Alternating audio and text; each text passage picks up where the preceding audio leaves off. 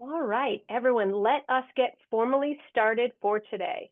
Welcome to the final session of our three-part series, The Jews and Islam, Exploring Shared Histories. And welcome back, everyone. Over the past few sessions, we've embarked on this journey to explore the complex and intertwined histories of these two significant communities, undercovering moments of collaboration, coexistence, and conflict. Today, we conclude this series as we continue to reflect on how these shared histories have shaped not only the past, but also the dynamics of our present global society. For those of you that are joining us for the first time, my name is Ellen Resnick, and I'm the Educational Programs and Outreach Manager at Classrooms Without Borders. Our mission at CWB is to provide immersive professional development experiences for educators and community members, enriching them with academic rigor and meaningful resources.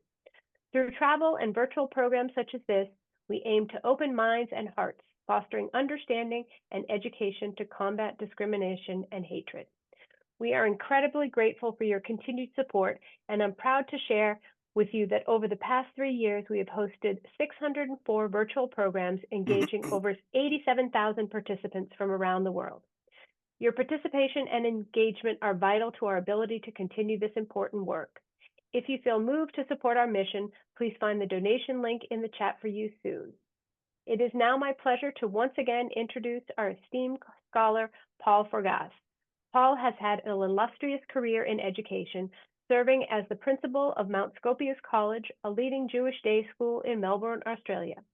He has also lectured in Bible and Jewish history at Monash University's Australian Centre for Civilization, and is deeply engaged in Jewish-Christian dialogue. Additionally, Paul leads Jewish study tours throughout Europe, providing rich insights into Jewish history and culture under the auspices of the Jewish Museum of Australia. Please feel free to send any questions to me via the chat during this session, and we'll do our best to address them all. Before I formally turn the program over to Paul, I'd also like to take a moment to wish each of you a Shana Tova.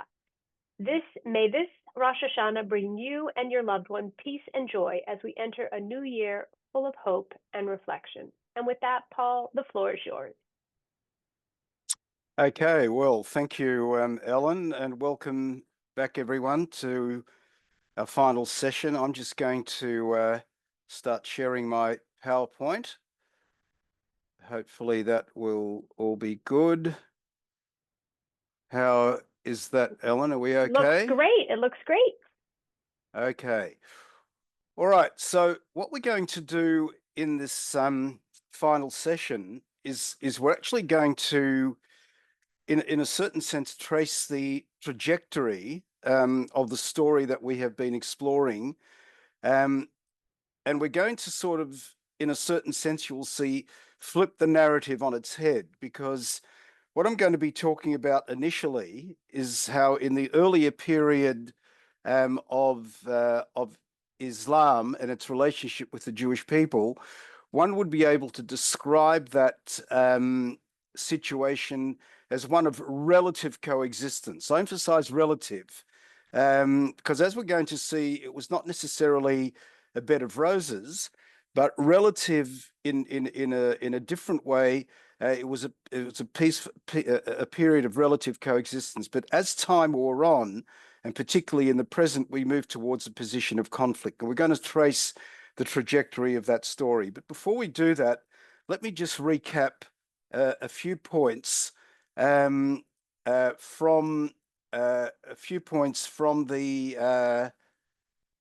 wait a minute, why am I not? I can't. Okay, just a second. Okay, I'm just having trouble with my cursor here and trying to get the... No worries. Take your time. Yeah. It's just... You have a captivated audience here. Yeah. Okay, here we go. So 2 or 3 points by way of recapping from last week. And what we actually saw was that as Islam began to spread beyond Arabia, remember, much of the focus of our story was on the Arabian narrative, on the early relationship between Muhammad and the Jews. As Islam began to spread beyond Arabia, Jews and Christians who came under its rule were afforded, I made a point last week, of a very special status. They were known as al-Kitab. In other words, they were people of the book. In other words, a people who had actually been in receipt of a revealed scripture. And let's remember that those very same scriptures were scriptures that were honored by Muhammad and his early followers as well, because the prophets of the Old Testament, of the New Testament, were also honored within the Islamic tradition. So Jews, therefore, were accorded this special status. And because of that, they actually qualified for a measure of toleration and protection under the rule of Islam. But because they had not accepted the, if you want, the superior religion of Islam, they were also regarded as subordinates. Now, what that meant is that they could continue with their own beliefs, but they were actually subjected to a variety of restrictions. And this particular situation was given practical effect through what was known as the dhimma. The dhimma is simply a word which means a pact or a contract, and therefore those people who came under its jurisdiction were referred to as dhimmi. So it's important, therefore, to understand that a situation of protection and toleration did continue, but it was a question of the ruler over the ruled. The ruled who had not been prepared to accept Islam, therefore, had to be prepared under this jurisdiction, under this arrangement, to prepare to accept a inferior status. So the question that we're going to explore today, at least in the first part, is how Jews actually fared under Muslim rule in the Middle Ages. Now, Mark Cohen, I'm going to be referring to Cohen quite frequently during the course of today's session. He's a leading scholar on the subject of Jewish-Muslim relations, and he basically makes this point. He says, the most useful way to understand Jewish-Muslim relations in the Middle Ages is to compare the Muslim world with the Christian world of Northern Europe. Let me stop and just explain that at an explanatory point in a moment, because the point would be is that in and of itself, being a dhimmi would not have been a pleasurable sort of experience. If you just sort of took it in and of itself and you were to say, what was life like to be a dhimmi? In other words, to accept a second-class status, to be subject to all sorts of restrictions, discriminations, and so on. Anybody in their right mind would say, obviously, that's bad. There's nothing good about that. But the point is that in the Middle Ages, there would have been nothing better than that anyway. Whether Jews were living under Christian rule or under Muslim rule, they were always, in those situations, regarded in a certain sense as second-class subjects. So it's therefore much more useful to say, well, if we compare Jews living in the Muslim world to Jews living in the Christian world, because that's what essentially the Jewish world was like at the time, if you compare one to the other, was it better to live in one as opposed to the other? And that's essentially the focus of what Cohen does in his study. So let's begin by focusing on what's often referred to as the classical centuries of Islam. In other words, the period from around about 800 till about 1150. Now, Mark Cohen, who I referred to a few minutes ago, really what would be regarded as his path-breaking book was a book known as Under Crescent and Cross. The title, I think itself, is a clue to what it's about, and it really presents a comparative analysis of medieval Islamic Jewish and medieval Christian Jewish relations during these classical centuries. Now, from the introduction to the book, I've taken a couple of statements, and the first point that Cohen makes is this. He says, I have looked at similar stages of development or parallel phenomena in Jewish life in the Latin West. In other words, he's focusing very, very much on the lands of Northern Europe, France and Germany, and he compares that situation to Jews living in the Muslim East. So geographically, the point of focus in the Christian world is mainly the Franco-German area, and also in terms of chronology, he's basically looking at the period from about 800 to 1150. The important point that he also makes is that even though it's a comparative study, it is not a comparative study of tolerance. Now, why is that? Because neither for Islam nor for Christianity, prior to modern times, did tolerance, at least in the way that we understand it today, actually constitute a virtue. If you would have talked about tolerance in those times in the way that we think about it today, people would not have understood that language. Basically, for example, in the case of Jews, Jews were basically a subject people. They did not enjoy any sort of power. They were not citizens. In fact, no one was a citizen at that time in the way that we understand it. Concept of a citizen is very much a notion of a modern nation state where people have equal rights and so on and so on. That notion was not existent in the medieval world, and therefore you can't really talk about tolerance in the same way that we do today. And remember, therefore, that at all times Jews were subjects to a foreign rule wherever it was that they lived. Now, Cohen's basic argument, to summarize it, he said, when all is said and done, the historical evidence indicates that the Jews of Islam, especially during the formative and classical centuries, in other words, up until about the 13th century, he argues that they experienced much less persecution than did the Jews of Christendom.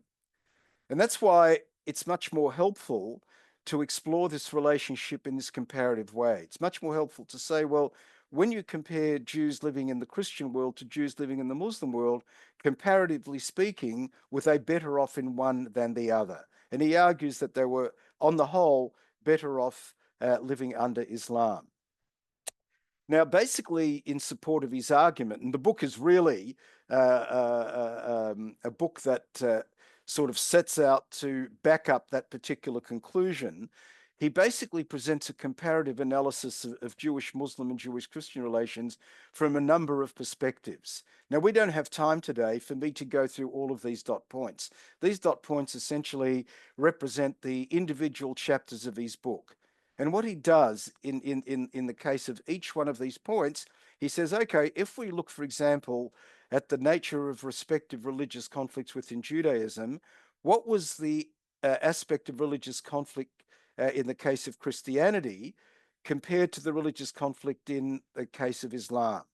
And for example, he in a quite complex discussion, he makes the point that, for example, in the relationship that Judaism had with Christianity, from a religious and theological point of view, was a much more tense and a much more problematic one than it was in the case of Islam.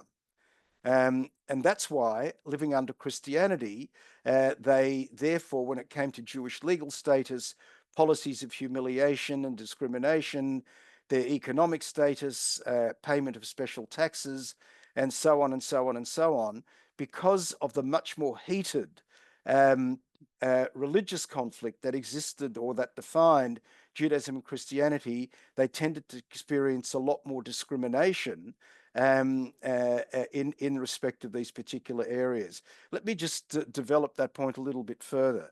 You see, central to the theological relationship between Judaism and Christianity was the concept of Jews as a deicide people. Underlying the whole of the relationship between Christianity and Judaism in the Middle Ages was the notion that the Jews were a people who had actually killed God himself, not just the Messiah. And because of this, if you want, unforgivable sin, they were condemned in eternity to discrimination and humiliation and persecution. And because of the much more tense religious conflict that defined the relationship between Jews and Christians, you did not find that within Islam. For example, Islam certainly does not have the concept of a deicide. It doesn't even have the concept of what we might describe as a propheticide. Muhammad was not, for example, in Islam regarded as being killed by the Jews. He died a natural death. And therefore, the theological relationship between Judaism and Islam was a much less tense and a much less heated one. And therefore, Muslims were therefore much more relaxed in their relationship to Jews when it comes to exploring these various points.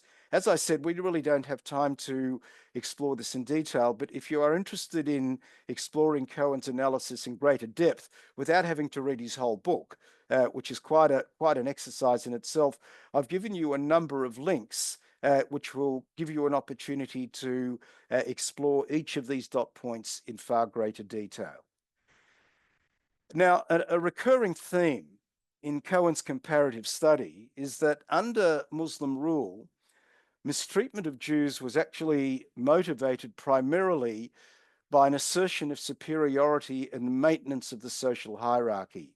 In other words, what had actually happened is that Jews, in their refusal to accept Islam as the superior religion, was sort of at the bottom of the pecking order. So it was a case of the rule of the superior, of the rule of the over the rule of the inferior. However, in the case of Christianity, as I said a few minutes ago, theological considerations basically underpinned antipathy towards and mistreatment of Jews. Bernard Lewis, who also is a leading scholar of Islam and the Jews, one who actually, in terms of age, is a much older scholar. He's no longer alive, actually, but was always a much older scholar than Cohen. But both of them leading scholars in this field. And I think he clarifies what I meant by that opening statement above. He says, if we compare the Muslim attitude to Jews and the treatment of Jews in medieval times with the position of Jews amongst their Christian neighbors in medieval Europe, we see some striking contrasts. So, for example, in Islamic society, hostility to the Jew is non-theological. It is rather the usual attitude of the dominant to the subordinate, of the majority to the minority, without that additional theological and therefore psychological dimension that gives Christian anti-Semitism its unique and its special character. Now, one of the things that Cohen does in developing his argument, he cites the work of a very important historian of Jew hatred in the Christian world, a historian by the name of Gavin Langmuir.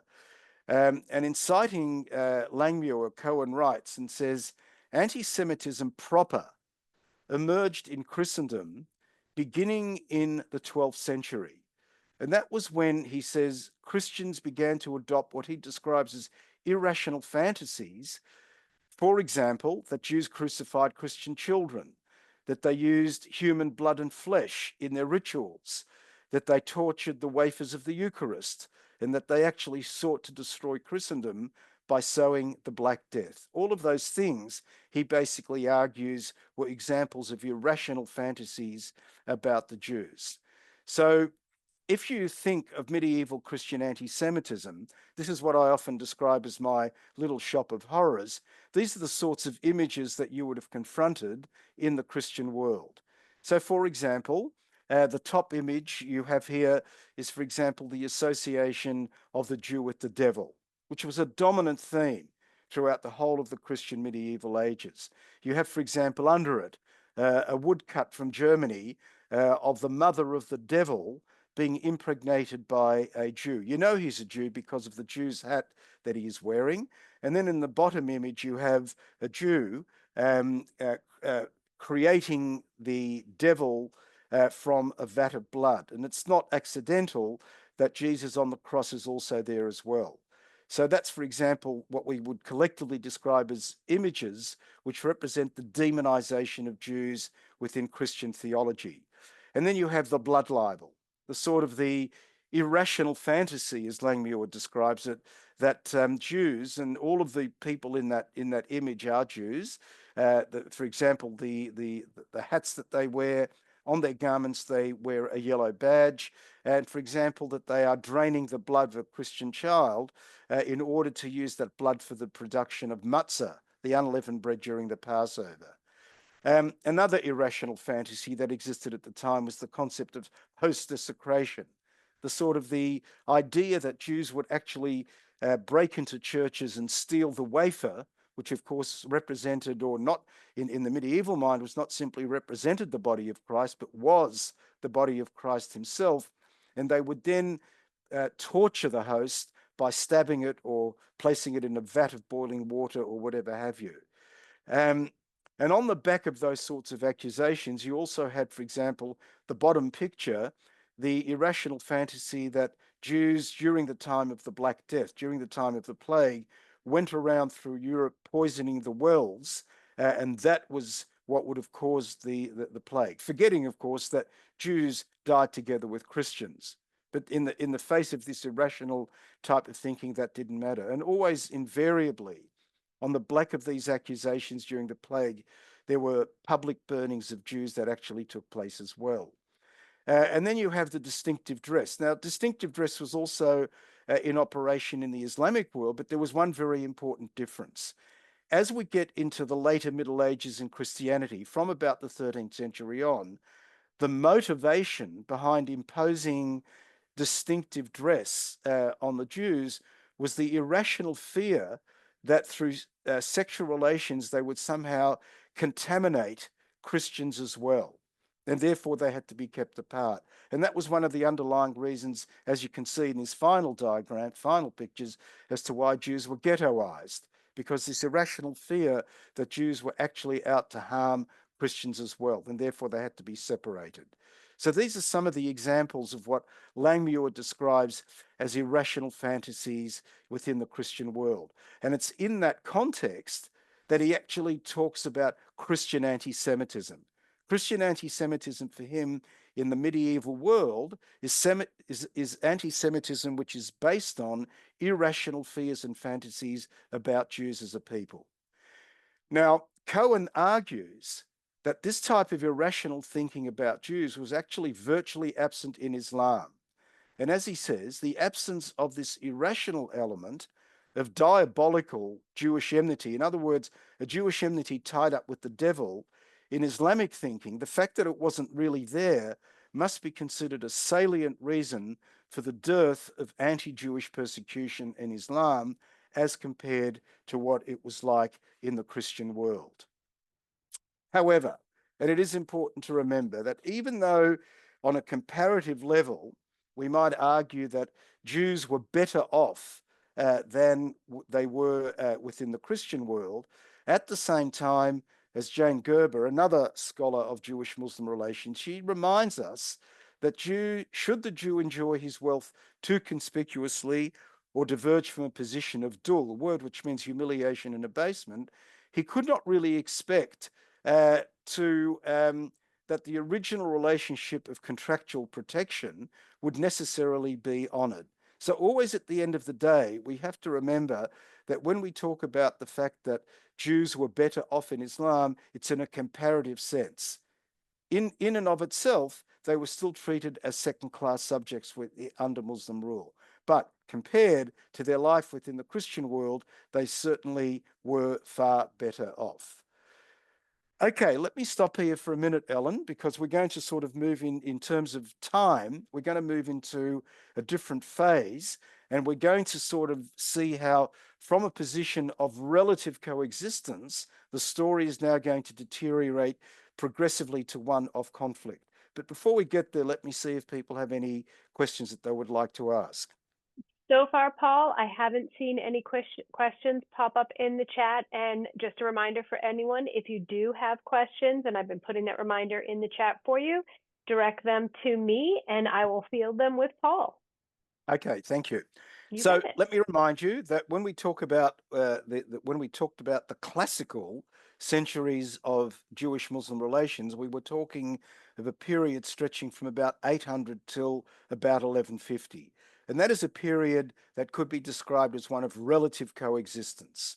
So let's move on to the next phase of the story. And what we actually find in this period is that previous, if you want, secular, I put that in inverted commas because in a world that was dominated totally by religion, you can't really talk about secular, but nevertheless, previous secular and humanistic tendencies, which had actually dominated as cultural forces in Islam, began to wane. And what started to happen is that Islamic religious elements in their much more rigid form grew stronger. And you can, of course, understand that as Islam becomes much more rigid in its outlook, it's going to be worse for Jews and Christians living under Muslim rule as well. Another thing that actually happens in this period is that what was once a very dynamic mercantile economy, an economy in which Jews and Muslims were equally involved. There were no restrictions in the sort of things that Jews can do within the economic life of Islam. That situation started to stagnate in this period that we're talking about. And as a result, what we find is that economically, non-Muslim minorities became increasingly marginal. Whereas up until this point, Jews were very much involved in what we might describe as the open marketplace of Islam. From this period on, Jews became increasingly marginalized. And let's remember, of course, that in the Christian world, the marginalization of Jews had been going on for quite a long period of time, particularly because of their role as moneylenders within the Christian economy. But this marginalization starts to happen increasingly in the Muslim world in this period. And in his later edition, he published his work originally in 1994. In his later edition, he makes this point. He says, from the 13th until the 15th century, in other words, the period that we are now looking at, and in some places even as early as the 12th century, forces that had actually moderated Islamic intolerance in the earlier period that I spoke about previously began to weaken.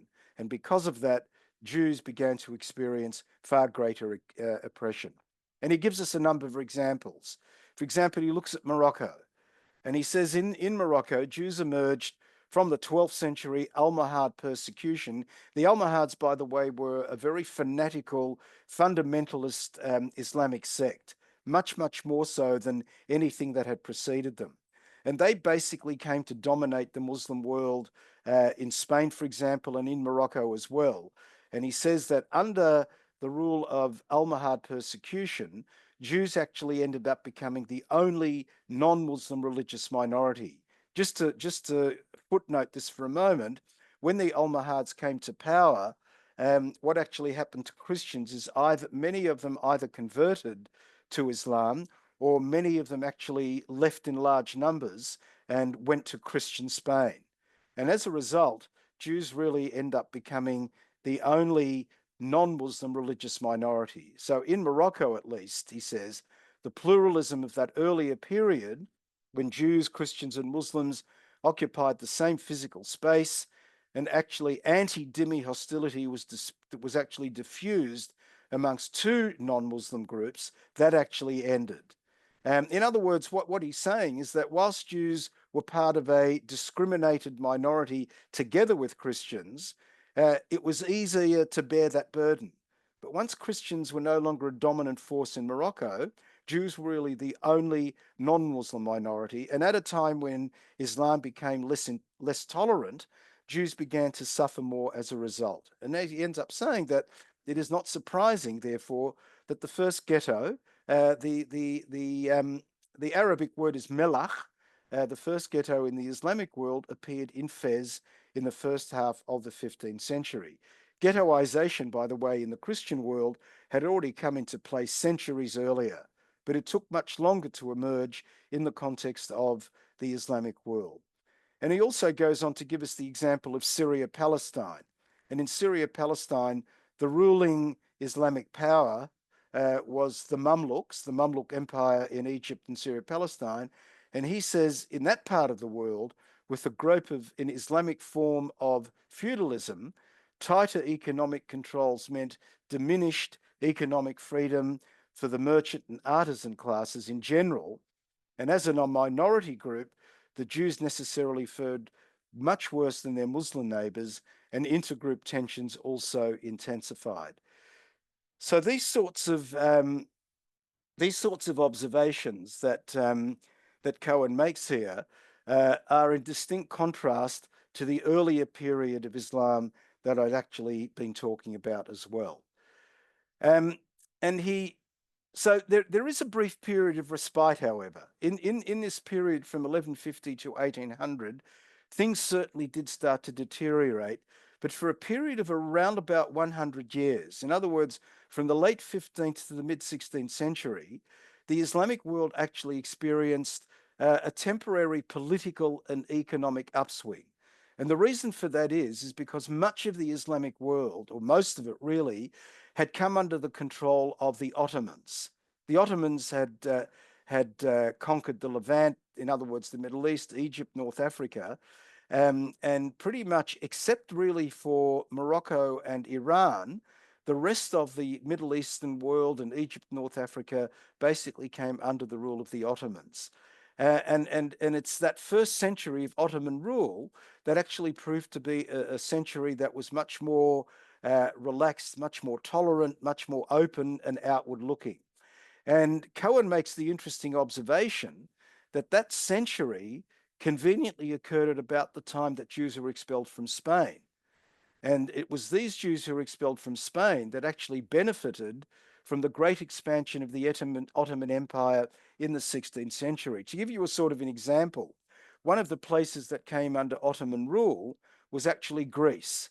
Greece, which previously had been a Byzantine Christian country, following the Ottoman conquest, came under Ottoman rule, and that would last, of course, for many, many centuries. So one of the things that actually happened is that the Sultan of the Ottomans at the time was very, very eager to expand the economic opportunities of what today is Thessaloniki. At that time, it was called Salonika. Salonika was really a backwater at the time, not the beautiful, beautiful, exciting cosmopolitan city that you see today. It was actually a backwater. But because of its geographic location, it was a port city, he wanted to actually turn that place into a major place of economic opportunity. And what he actually did is he invited large numbers of Jews who had been expelled from Spain in the 15th century to settle in Salonika. And in fact, within a short period of time, more than 50% of the population living in Salonika was actually Jewish. In fact, so much so that we read that at that time, the ports actually had to close on the Sabbath because most of the port workers were Jewish and religiously observant as well. In fact, the Sultan of Morocco at the time is reputedly said, "How stupid were they, Ferdinand and Isabella, the rulers of Christian Spain, for having expelled their Jews, because their loss was our gain." So this century was a century of respite for Jews actually living under Muslim rule. However, what actually happened is that as we move into the late Middle Ages and early modern period, life started to become much more difficult for the Jews in the Islamic world. And what we start to see is that there was much more consistent and vigorous enforcement of the laws of differentiation. In other words, Jews started to experience a lot more, much more harshly, their status as dhimmi. Remember, we talked about the concept of the dhimma was a contract which imposed all sorts of restrictions and discriminations on Jews in exchange for protection. But what started to happen during this period is the aspect of discrimination and humiliation started to become much, much more prominent in this later period. And so what we find is that as we get to the dawn of the 19th century, in other words, as we get to the dawn of the modern world, at least in the Middle East, the vast majority of Middle Eastern and North African Jewry, like the majority, in fact, of the Muslim population, there was no difference there, were actually very poor. But in addition to their poverty, which they shared with their Muslim counterparts, Jews actually also had to bear the burden of social isolation, of inferiority, and of general opprobrium. In other words, the harsher aspects of living life as a dhimmi started to come into play far, far more prominently. So that, but nevertheless, as bad as it was, because remember that in this earlier period, we were talking a period of relative coexistence, and in this latter period that we are exploring, things began to get far, far worse. Nevertheless, Mark Cohen still argues that even though various factors in the later Islamic period impacted adversely on Jewish life, he still argues that things did still not get as bad as they had become in Christian Europe. So, for example, to quote from Cohen, he says, "Life in this latter period was more difficult. It was more oppressive for Jews and Christians in the later Islamic Middle Ages, to be sure. Nevertheless, he still argues that Jews continued to hold their place within the social order of Islamic society. It was a lowly rank, it was a marginal position to be sure, and it was accompanied by considerable humiliation. So all of that is bad. But he still argues that it was nonetheless a recognized rank, and unlike Christendom, which solved its Jewish problem in the later Middle Ages by anti Semitic excesses of murder, forced conversion, or expulsion, none of these violent solutions to the Jewish problem were actually employed in the Islamic world. I think it probably is a bit of overreach when he says none of these solutions, because there are scattered examples of these excesses taking place in the Islamic world. But nevertheless, on the whole, by and large, his argument still does hold up to scrutiny. And he basically sort of ends up saying that Islam continued to accept the Jews as an embedded and organic element of society, even as the general climate of well-being and security of the earlier period began to wane. Now, by the way, it has to be said that Cohen's argument, the comparative argument that Jews fared better under Christianity than they did under Islam, is not one that has gone unchallenged. There are a number of historians who have taken Cohen on and disagree quite strongly with his particular argument. But nevertheless, I was actually in contact a little while back with Mark Cohen and Bernard Lewis, and basically asked them, because I'm not a scholar of this period. I teach about this. I've researched it extensively, but I'm not a scholar. And I wrote to them as leading scholars in the field, asking for their opinions of some of these other writers who basically challenge their own comparative conclusions. And their concern with a lot of these other writers and authors is that they tend to cherry pick their arguments, and they tend to overlook much of the scholarship that Cohen and Lewis have undertaken, and conveniently ignore a lot of those sorts of conclusions. But the point that I want to make is that this is a very, very contested field. In fact, Mark Cohen, in an email exchange with me, said it's like stepping into a minefield. Every time you put your foot down, you can be sure that something is going to erupt, something is going to explode in terms of contestation and debate. Okay, so we're going to move now into the period of the 19th century. But again, I will stop, Ellen, and see if at this point whether any questions have come in. Absolutely. So we did have one question from Bob, and his question is, did the concept of Basa exist in other Islamic countries besides Albania? Did the concept of Basa, B-A-S-A.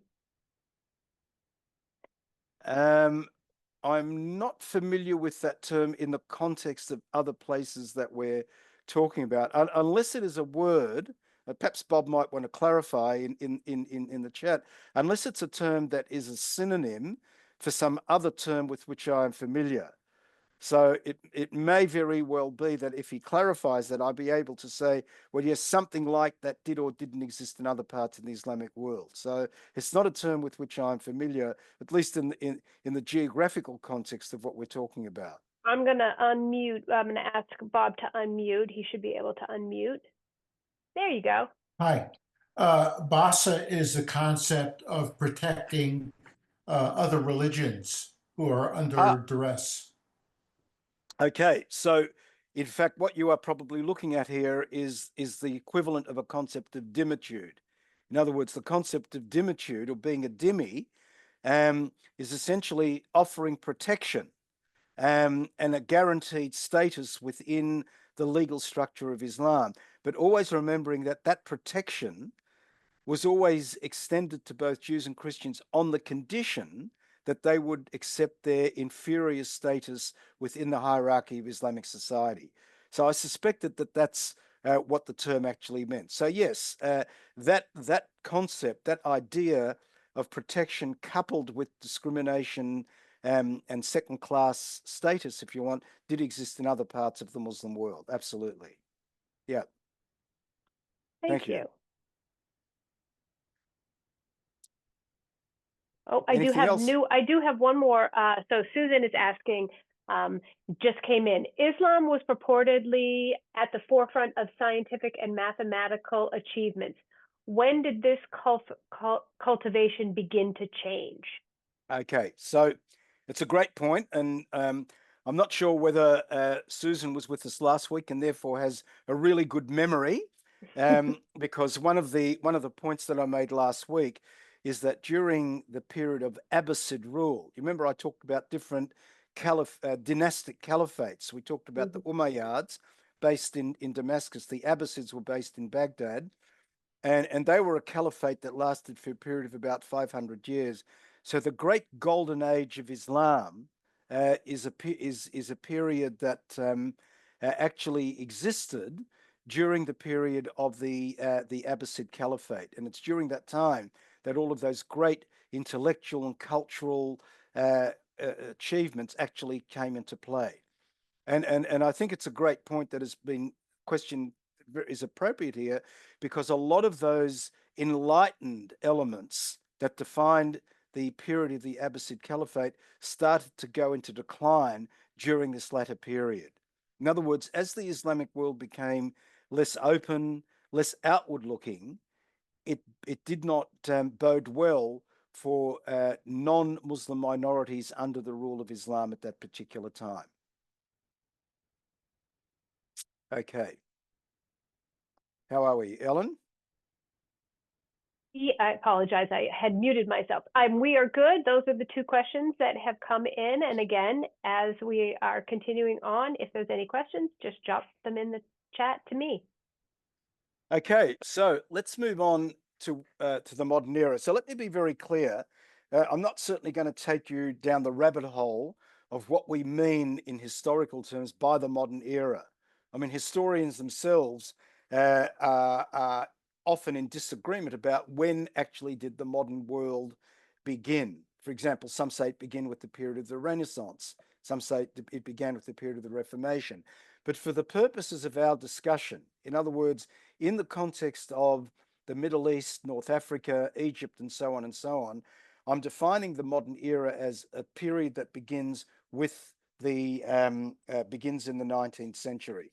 Now, let's remember also that that is a period in which we also start to see the introduction or the beginnings of modern nation states. The 19th century in Europe is a century of nationalism.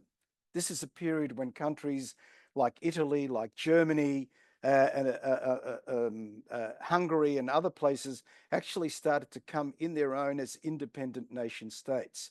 But it's also a period when those independent nation states also harbored imperial ambitions as well. In other words, they were trying to expand their territorial ambitions.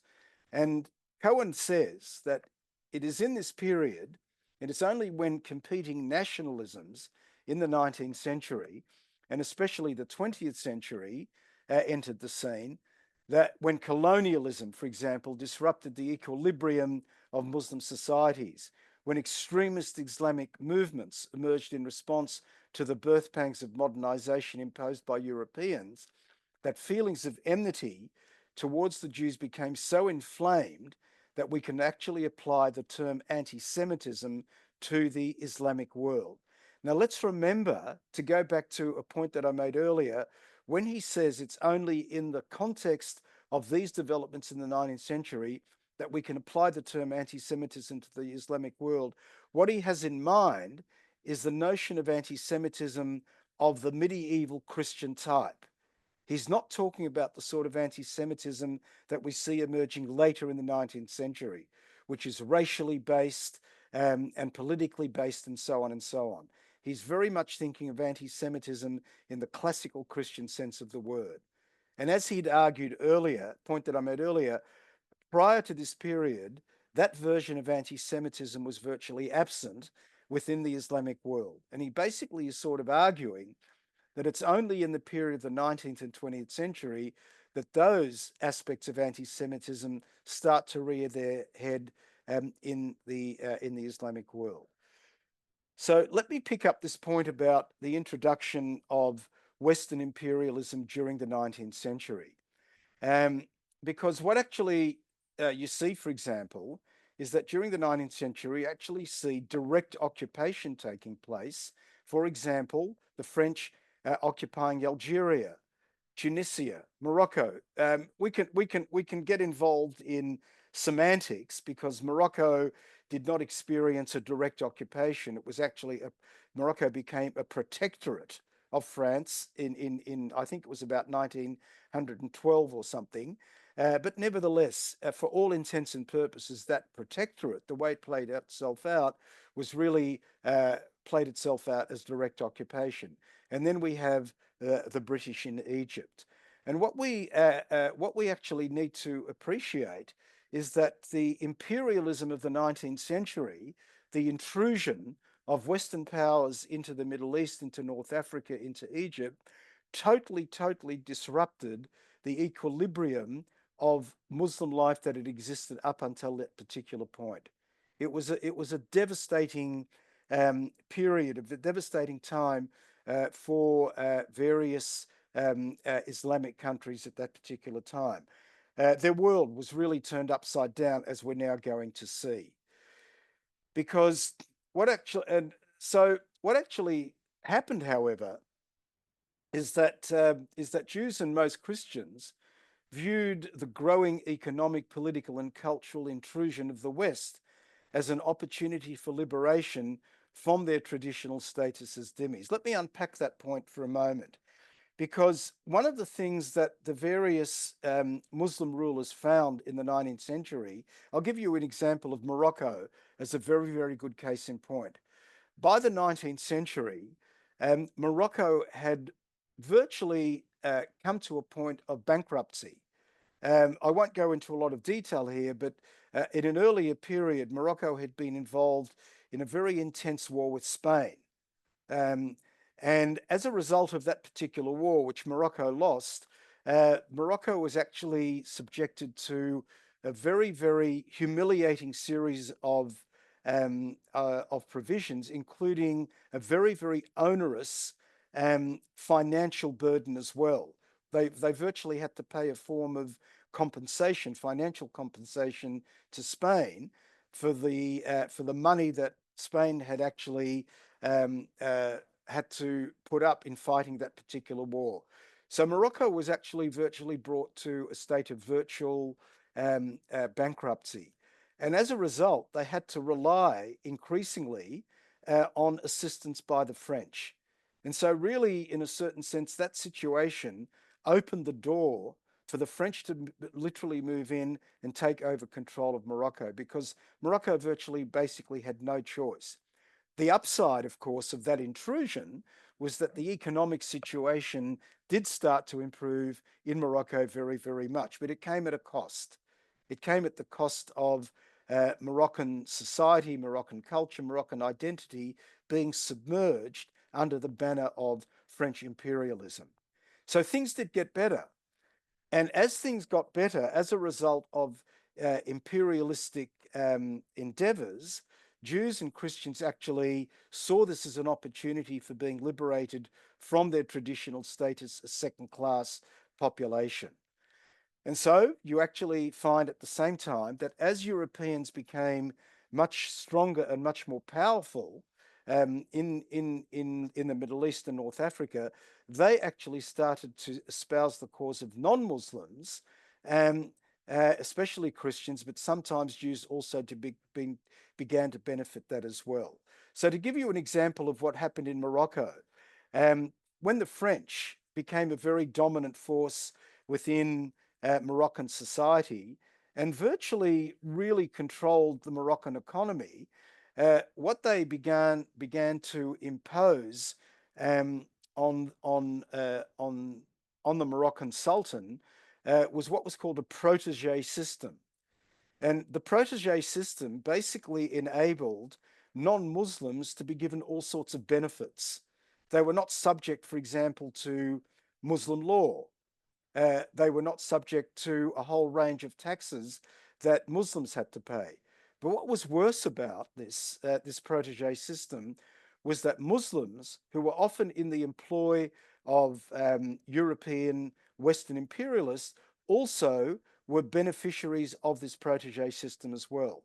So there were also Muslims who were actually not subject to Muslim law and to economic to the taxes that their fellow Muslims had to pay. As you can appreciate, this sort of situation uh, elicited a great deal of resentment amongst Muslims, but that situation did benefit non-Muslims, especially Christians, and in a collateral sense, Jews benefited from the intrusion of imperialism in a very similar way.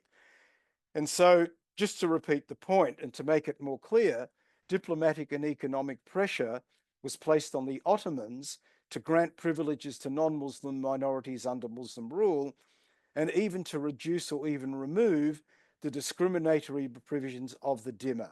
And it's not only in Morocco that you find this. For example, you find this in a country like Greece, which still at this particular point was under Ottoman rule.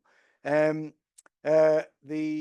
imperial powers started to put greater pressure on the Ottomans to reduce the discriminatory provisions of the Dhimma. And so what happened at the same time is that Jews and Christians in the Islamic world began to also avail themselves of a modern European education, because one of the things that happened with imperialism in the Middle East and North Africa is that especially cultural and religious missionaries started to come into these countries with the view of, if you want, quote unquote, that was almost the language that they used at the time, civilizing the non-Muslim populations in those particular countries. They saw it as a mission to bring civilization and education to non-Muslims, especially Christians at the time. But what also happened is that in France, there was an organization called the Alliance Israélite Universelle. And the Alliance Israélite Universelle was an organization that was very much committed to improving the economic and cultural and educational situation and social situation of fellow Jews in disadvantaged countries. And disadvantaged countries in that particular time were very, very much countries in which Jews lived under Muslim rule at the time. So it was in these particular places that the Alliance propagated the French language and the European education amongst Middle Eastern Jews. So Jews living in these countries, for example, after a short period of time started to speak French rather than Arabic. They started to dress in a Western sort of style. They started to receive a very, very classical Western education as well. So you can start to see that their condition as dhimmi started to diminish as well.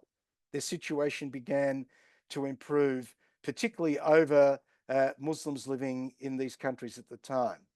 So what you actually then find, not surprisingly, is that non-Muslims accepted Westernization with far greater ease and enthusiasm than most Muslims, who were actually suspicious of and very hostile to these Western sorts of influences. And it's against this sort of background of imperial intrusion that what we start to see is that this triggered an inversion of power relationships between Muslims and non-Muslims, and in fact resulted in the growing resentment of non-Muslims to the Western world. You know, today we often talk about how radical Islam displays great anger towards the Western world, fanatical sort of hatred and anger towards the Western world. What we have to actually appreciate is that the roots of that were sown in this particular period. Because when we talk about an inversion of power relations, let's remember that in the mindset of the Muslim world, the society basically was characterized as a sort of a pyramid structure. And at the top of that pyramid sat Muslims, and below were basically dhimmi. Whether it was Jews, whether it was Christians, non-Muslims who had not embraced Islam were regarded as dhimmi, and therefore in the power structure of Islam sat at the bottom of that particular pyramid. That's what the world looked like in the traditional world of Islam. But what happened with the introduction of Western imperialism is that world was literally tipped on its head. In other words, the apex of that pyramid, which was always sitting at the top, all of a sudden, in a certain sense, sits at the bottom. And it started to appear for Muslims that all of a sudden, non-Muslim populations were getting a far better deal than them and enjoying a degree of power and influence that they were not meant to enjoy technically as dhimmi.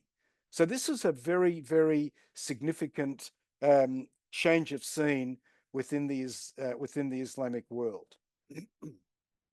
And according to Norman Stillman, and this is a very powerful statement, he said the choices that Jews under Muslim rule made were to prove their undoing. Now, let's be very, very clear. Stillman is not criticizing the Jews for understandably wanting to get a better education, for Jews understandably wanting to be freed of many of their discriminatory situation as well. He's not criticizing them for that, but he makes the point that when they decided to align themselves with the French and take advantage of all of those opportunities that the French brought to them, they actually were making a choice. And he says that that choice ended up would prove to be their undoing, because what happened is that the Muslim majority deeply resented their foreign ties, their Western acculturation, and indeed their economic prosperity. In other words, things that they previously had not enjoyed under Muslim rule. Now, whilst most Jews and Christians greeted the advent of Western hegemony, power if you want, as a sign of benevolent progress and liberation, most Muslims saw it as quite the opposite.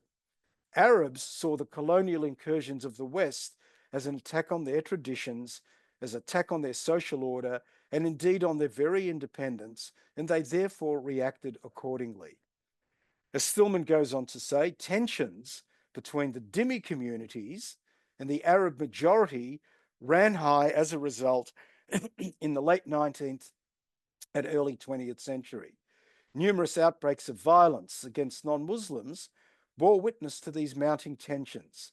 In Baghdad, in Mosul, and many other parts of Iraq, for example, anti-Christian and anti-Jewish riots occurred on both a small and a large scale. And the mere rumor of one was enough to throw non-Muslims into a state of panic. So in a certain sense, one could say in a certain sense that the West has a great deal to answer for. In other words, the way in which they intruded into these traditional, very, very traditional Muslim societies and cultures was a very, very disruptive sort of force. And it was one of the factors that ended up resulting in the sort of the very negative feelings that the Muslim world began to harbor towards the West and the beneficiaries, indeed, of Western imperialism as well, in particular Jews that we are talking about today. Again, Ellen, I will stop for a moment because I'm breaking this down into a number of subtopics. And if there are any more questions, I'm happy to entertain them. At this point, we don't have any more questions. And again, if you do have questions, just drop them right into the chat for me, and I will share them with Paul.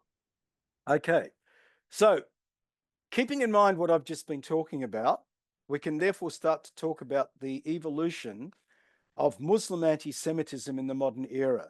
And Bernard Lewis reminds us that what we're talking about is, he says, the Western form of anti-Semitism, that is the cosmic, satanic version of Jew hatred, which basically defined Jewish-Christian relation to medieval periods. That form of anti-Semitism actually started to enter the Middle East in several stages during this particular period. Remember, Lewis had argued that in the earlier period, this had been virtually absent in the Islamic world, but starts to become much, much more prominent as time wears on. And for example, it comes in certain stages. Firstly, it's imported by Christian missionaries and diplomats and impacted mainly on local Christian minorities. In other words, the early introduction of anti-Semitism of this Christian variety in the Islamic world was not taken up at its very early stage by Muslims.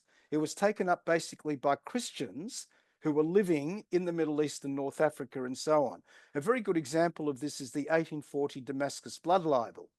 It was a very traditional, classical Christian blood libel where Jews in Damascus at the time were accused by Christians living in Damascus of having killed Christian children to use their blood for the production of matzah or unleavened bread. So this form of anti-Semitism was brought in by these Christian missionaries and diplomats and taken up essentially by Christians living in the Middle East and North Africa. So, as Stillman says, the vehement anti-Semitism in the Arab world does not go back in its present form to the medieval period. He says it's a modern European import, spread at first amongst Syrian and Egyptian Christians by the European, and that was mainly French mentors, in the 19th century. And what then happened is that local Christians began to disseminate this type of anti-Semitism more widely through books and through the Arab press. So Muslims living in this part of the world became aware of Christian forms of anti-Semitism as that type of anti-Semitism started to become expressed in the Arabic language as well. And another thing that happened is that one consequence of the Dreyfus affair in France was the translation into Arabic of European anti-Semitic writings. For those of you who are not familiar with this, the Dreyfus affair centered in France on the false accusation, it was in fact a conspiracy, directed against Albert Dreyfus, who was a Jew and a captain in the French army. And a small group of anti-Semitic officials in the French army concocted a conspiracy against him and accused him of treason against France. And it was in that particular environment that France became a very, very anti-Semitic country. The country was quite literally divided between what were called Dreyfusards, those supporting Dreyfus, and anti-Dreyfusards, those against him. So there was a great deal of very, very vehement anti-Semitism that started to rear its head in France at the time. And what actually started to happen is a lot of the anti-Semitic writing in France got translated into Arabic and found its way into the Arabic world itself. And another thing that happened in the development of the story is that as we get to the beginnings of Nazism, we actually start to see that connections were established between the Third Reich and the Arabic world. For example, the Grand Mufti of Jerusalem, who was a leading figure in the Islamic world in Palestine at the time, actually offered his support to Germany in the 1930s. Not only offered his support in the 1930s, but when the Nazis started to talk about the final solution of the Jewish people, the Grand Mufti actually echoed those sorts of calls as well. Now, keep in mind that that type of anti-Semitism was something that was virtually absent in the Islamic world before the 19th century. And this came to this part of the world in the stages that I've been describing here. And so Stillman makes the point that anti-Semitism really of the Western and Christian type, we have to be clear, only began to make headway in Muslim circles when nationalists, that is, nationalists in the Middle East, adopted it in the 1920s and 1930s as a polemical weapon against Zionism and against the conspicuous overachievement of Jews under colonialism. In other words, it became a very convenient sort of tool of attack against a people who were meant to be dhimmis, but had now overreached their status as dhimmis in the situation that they were in. And then as Stillman goes on to say, this form of anti-Semitism gained even more currency as Arabs turned in increasing numbers to German National Socialism and Italian fascism as powerful alternative models to the democratic liberalism of British and French colonial powers. If you think about it, it's quite understandable, because in the Muslim mind, the democratic liberalism of Britain and France and other European Western liberal democratic societies had basically brought misery to them, right? It had brought about the end of dhimmitude amongst non-Muslim populations. So as far as the Muslim world was concerned, Western liberal, Western democratic liberalism was something that they sought to avoid, and that because of that, they were attracted to the much more dictatorial forms of German National Socialism and Italian fascism. And as you can appreciate, of course, that was not going to bode well for the Jews at all. Which brings us now to probably the final stage of our story, and that is when we see the introduction of Zionism. Now, I'm not talking about the introduction for the first time, because Zionism had been a force in Jewish life over the millennia, from the very, very moment that the Jews had lost the temple when the Romans destroyed it. Jews continued to yearn for the time when they would return to their ancient homeland, and so on and so on. I'm talking about the impact of Zionism as a modern political nationalist movement, which actually occurred in the middle to the late 19th century. So let's talk a little bit about the impact of Zionism as a nationalist movement, 19th century nationalist movement, and the creation of the State of Israel. And again, coming back to Bernard Lewis, he says that anti-Semitism, European style, became a lot more important after the events of 1948. 1948, of course, was the year in which we see the creation and establishment of the State of Israel. He says the events of 1948 was a time when the humiliated Arabs, in the aftermath of the 1948 War of Israeli Independence, drew comfort from the doctrine of the Jews as a source of cosmic evil. This continued and grew with subsequent Arab defeats, particularly after the ultimate humiliation of the 1967 war, in which Israel won in less than a week. So he goes on to say the growth of European-style anti-Semitism in the Arab world derived in the main from this feeling of humiliation and the need, therefore, to ascribe to the Jews a very different role from their traditional role in Arabic folklore. Because traditionally, in the Arabic mind and the Muslim mind, Jews were meant to be cowardly. They were meant to be unmilitary. They were meant to be a dhimmi people. And therefore, they began to ascribe to the Jews a role that was much, much closer to that of the anti-Semitic stereotype. So by now, as a result, the familiar themes of European, indeed Christian anti-Semitism, the blood libel, the international Jewish conspiracy, and the rest have become a standard fare in much of the Arab world, in the schoolroom, the pulpit, the media, and even on the internet.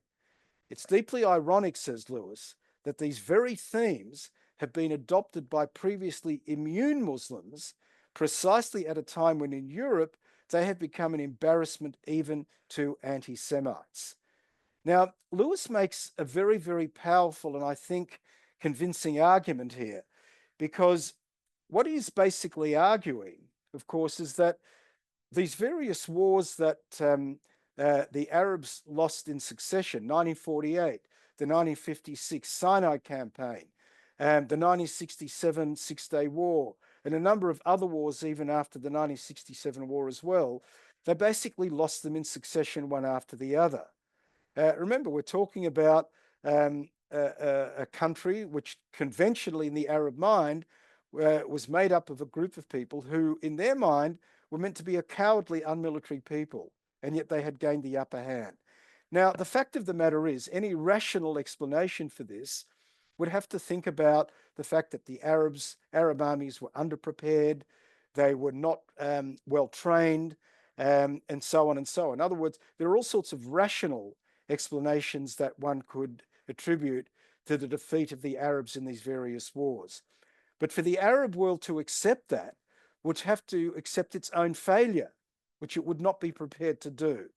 So Lewis therefore argues is that it was very convenient for them to turn to these irrational sort of projections on Jews as being some cosmic sort of source of evil, in league with the devil, enjoying a power that was not evident, but somehow lurking in the dark recesses of these various conspiracy theories.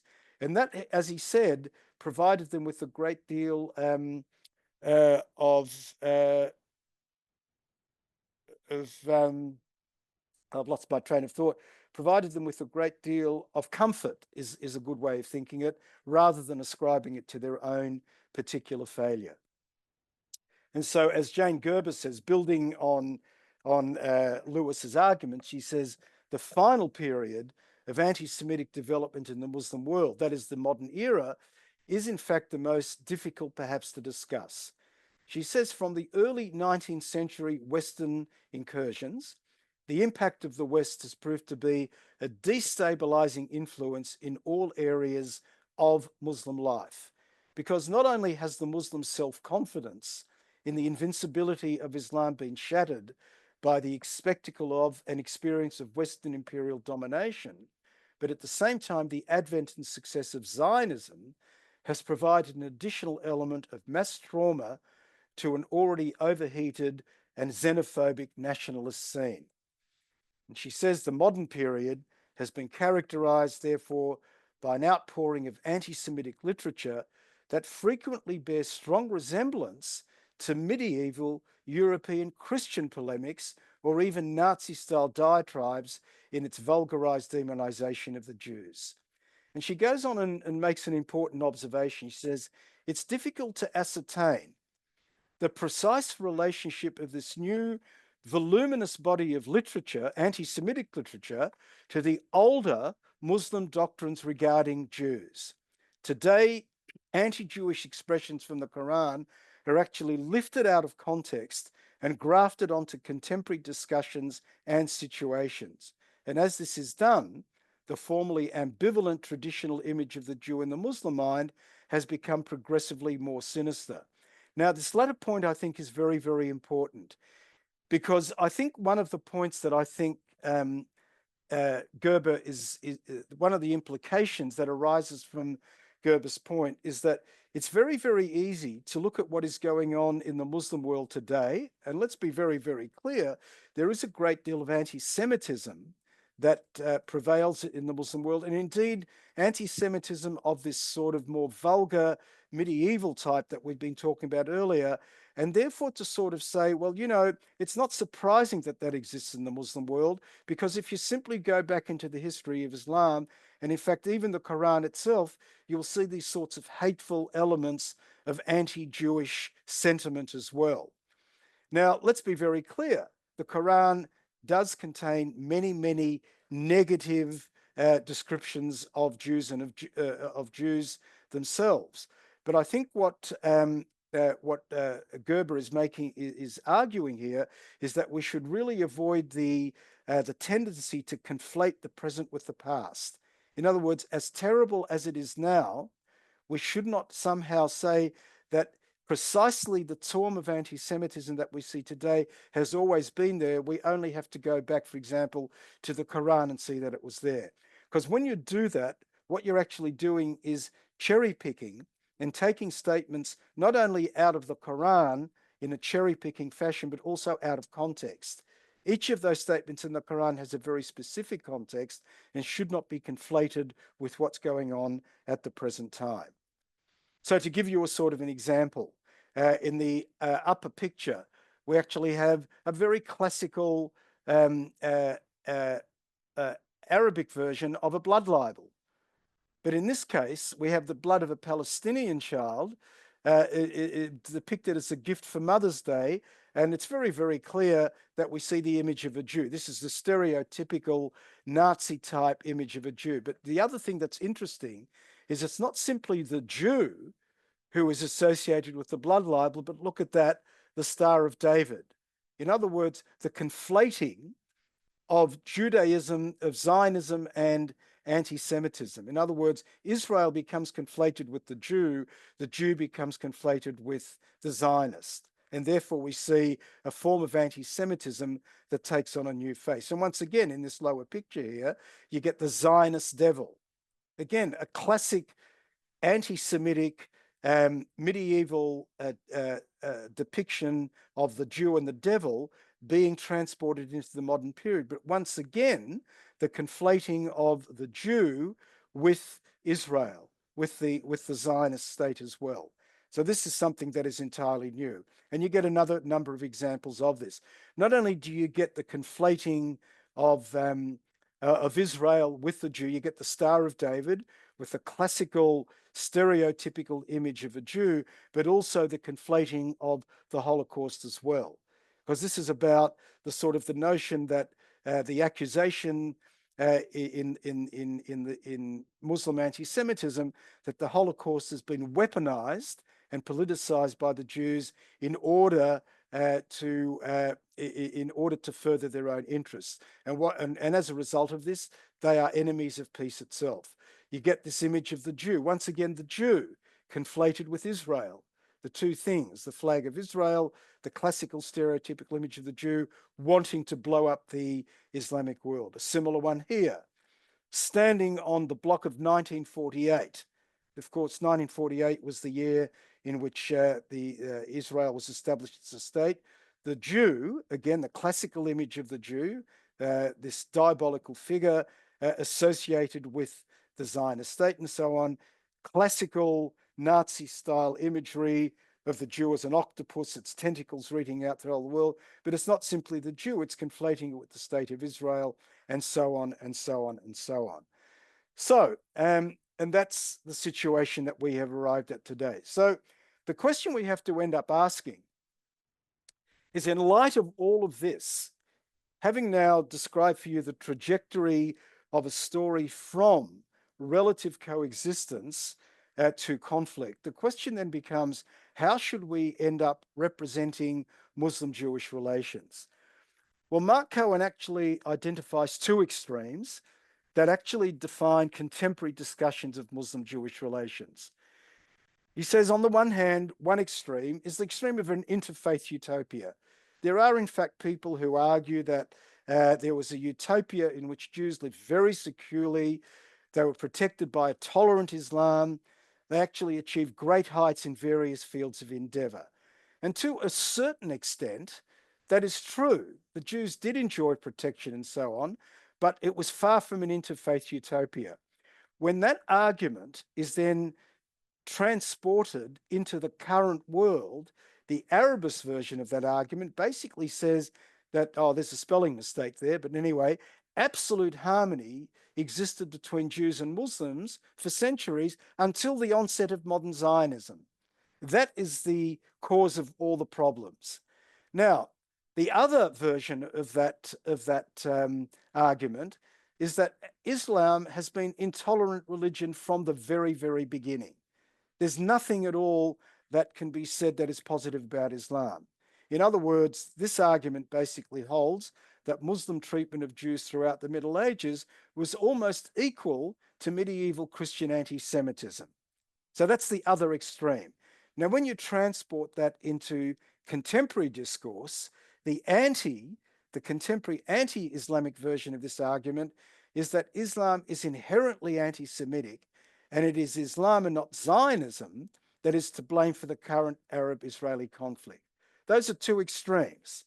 And what Cohen basically says, it is regrettable that today Islam has adopted many of the traits of European anti-Semitism. It's doubly regrettable that so-called Islamic fundamentalism has chosen as one of its prime targets the state of Israel. To Jews, of course, it seems like a carbon copy of traditional medieval European Jew hatred. And unfortunately, this has clouded a much more balanced understanding of the authentic Islam of the past and of its more indulgent attitude and policy towards the Jews and other non-Muslim minorities. So we end up with this particular writer. On pages 5 and 6 of the notes, you have a fuller version of the article, but I've taken a few extracts from it to close my discussion in this series. And what he says, when we're talking about which past to remember, he says somewhere in between these respective ideological claims lies a history that still needs to be properly understood, independent of the desire to politically repurpose the origins of the Arab-Israeli conflict. He says, on the one hand, pro-Arab pundits have to take into account that notwithstanding all of the benefits that Islam brought forth to the Jews, by today's moral and legal standards, the Jews of Islam did live as second-class citizens. Pro-Israeli writers, he says, at the other hand, need to acknowledge that in spite of their unequal status, the Jews who lived in Muslim societies, both in medieval and early times, were members of well-integrated communities.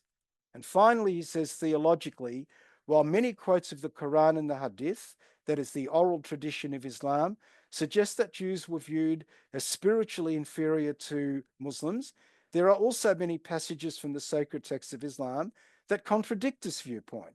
And he says the Quran is a complex and a contradictory text, and one cannot simply extract from it a single truncated quote, extrapolating the essence of Islamic theological attitude, not mentioned practice, towards Jews over the centuries. So what does this mean? It means that a balanced approach to history forces us to be similarly careful in linking the past to the present, because when we acknowledge history's complexity, it makes it that much more difficult to use it for partisan political purposes. Thus, taking both the good news and the bad news of Jewish Muslim history into consideration, it becomes much harder to exploit the story of this relationship to argue either that Islamic civilization is wholly at fault, or to argue, on the other hand, that Zionism is the sole cause of Muslim anti-Semitism and the Arab-Israeli conflict. Contemporary Jewish-Muslim relations are, he says, the products of various complex factors that cannot be reduced to a single essential explanation. Yet, when we claim that Zionism, on the one hand, or Muslim anti-Semitism, is the sole source of animosity between the two people, we reduce the Arab-Israeli conflict to a primary and a weak causal description. So I will stop there, Ellen, and see if now whether we still have any questions that have come in. Fantastic. I'm just going to add a spot. Oh, I made a mistake there. Now we're both on the screen. Fantastic. So we did have a couple questions came in. The first one is from Robert.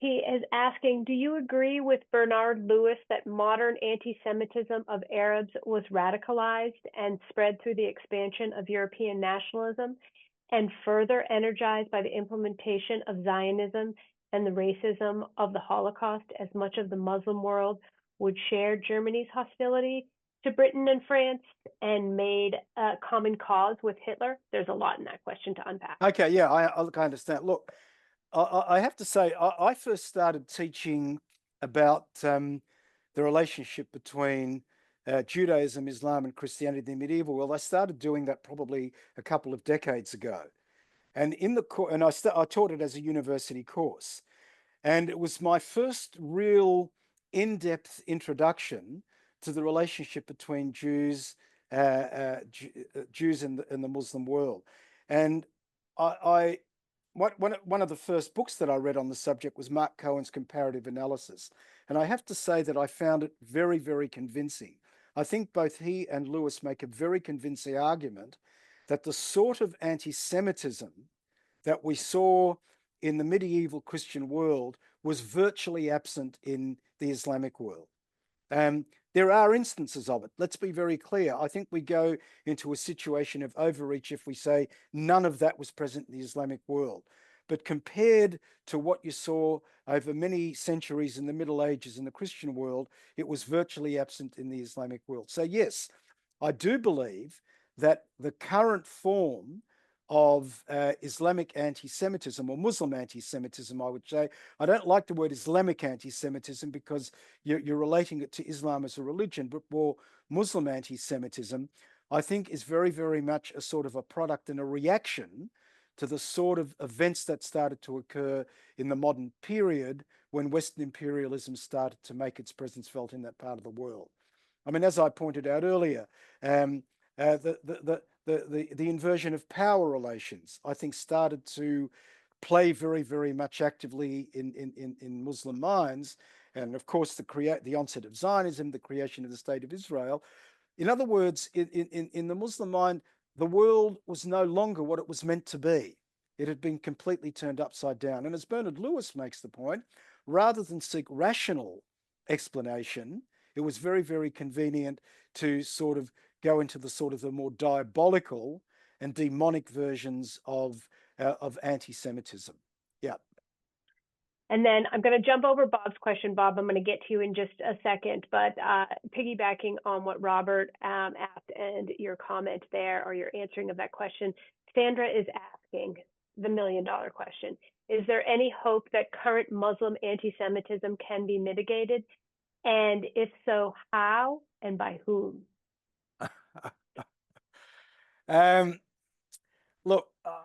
Look, that's obviously a very, very complex question. I'm not even going to attempt to make sense of it. Look, I would when it comes to the subject of Zionism and Muslim anti-Semitism and the Arab-Israeli conflict, I think the sort of the world is divided into sort of optimists and pessimists.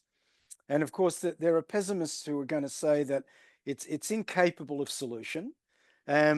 Some people are pessimists simply because they look at what is a very, very problematic situation and just say, how in the hell is anyone ever going to be able to solve it?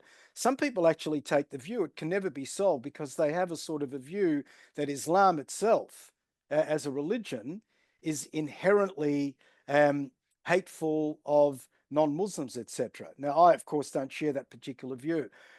I tend to be optimistic. Now, when I say I'm optimistic, it may not happen in my own lifetime. It may not happen in the lifetime of my children. However, I think of situations in the past where you take someone like Menachem Begin, and let's remember that Begin, who established Likud as a party, but not only that, but in the 1920s and 30s was actually engaged in acts of terrorism against British presence in Palestine. So he was a hard line. And you take someone like Sadat, who in his particular time was a hardwired anti-Semite. And yet what happened? The one thing that nobody could have ever predicted is that these were two men who came together and shook hands and signed a peace treaty between Egypt and the state of Israel. That may very well be a cold peace, a cool peace. People might say it's not even a warm peace, but nevertheless there is a peace. And when I look at a situation like that, who would have ever imagined that that could have happened? I think the answer lies in a new generation of leadership. I think I believe, because I'm an optimist, that we're eventually going to get to a point that both in the Arab and the Israeli world, we are going to see leaders that will think outside the current box. I think as long as we have leaders entrenched within the boundaries of the box as it exists at present, I think it's pretty hopeless. But I think once you get a sort of a dynamic, a visionary leadership that will be prepared to think outside the box, that I think that's going to be the beginnings of hope. And everything that I read indicates that there are signals and there are signs that such a leadership could well emerge down the track. Thank you. And then we just have time for the one final question from Bob. And he's asking for your comments, please, about the elephant in the room. Who owns the Temple Mount? The Jewish temple was originally on the land where the Dome of the Rock is located, which was built by Muslim Ottomans. My answer is both own it. I think we can coexist. Firstly, I think let's have one thing clear. The third temple is not going to be rebuilt. There is going to be no third temple. I know that there are groups in Israel at the very radical sort of fringe who are actively working towards the reinstitution of a third temple. Some of the more radical elements you see, of course, go into the Temple Mount, provoke the situation by praying at the Temple Mount site.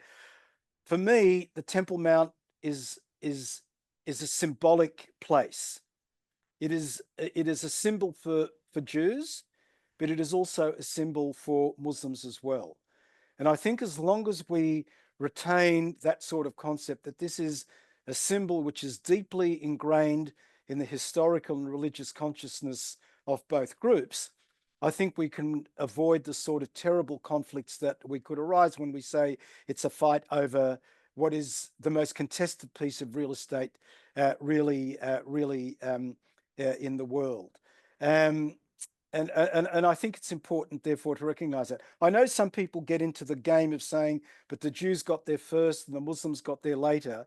But I think that sort of game is one that is doomed to failure in ongoing conflict. I think we simply have to recognize that in the religious and collective memory, historical memory of both Jews and Muslims, that place is a place of importance and a place of sanctity, and we should respect each other's claims to that spot based on that. That is a wonderful way to end this series. So to everyone here, as we conclude, let us carry forward the lessons learned and the connections made during this series. The histories we explored remind us of the importance of dialogue and understanding in our increasingly complex world. As always, my heartfelt gratitude to you, Paul, for your expertise and insights. And to everyone here, as we enter this new year, let us embrace this renewal and spirit that Rosh Hashanah represents. Together, may we foster compassion, unity, and hope, not just within our communities, but across the globe. Thank you all again for joining us, for your active participation. Wishing you all Shana Tova, filled with peace, health, and resilience. Bye, everyone.